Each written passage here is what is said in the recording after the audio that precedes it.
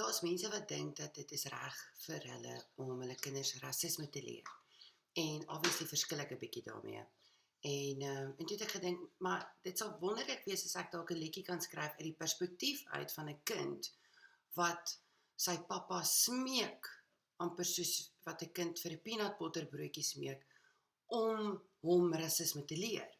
En toe het ek gewonder, okay, maar wie kan ek as so 'n voorbeeld gebruik?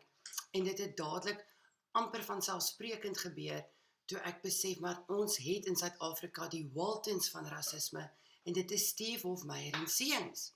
So, die liedjie sing ek, asof ek Steve Hofmeyr se seun is, wat hom vra om rassisme te leer. Hierdie is 'n satiriese liedjie. Papa, ek wil graag 'n rassis wees. Ek wil graag soos pappa wees. Ek wil ook graag verward wees oor wat trots is en wat tos is. Papa, dis alles wat swart is.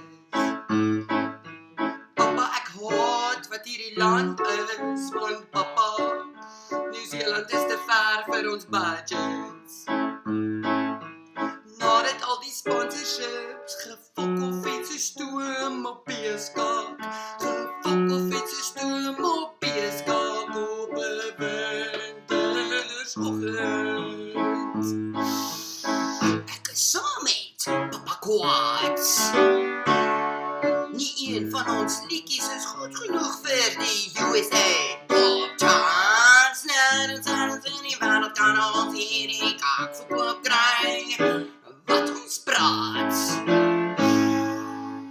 Ek is saam met Papa Quads. Nie een van ons is goed genoeg om as volkreer die tweede te vaar. Nêrens in die wêreld kan ons hierdie kaak verkoop kry wat ons praat. Papa, ek wil graag ook 'n rassis wees. Ek wil graag so arrogant soos papa wees. Ek wil ook oor my skottelrug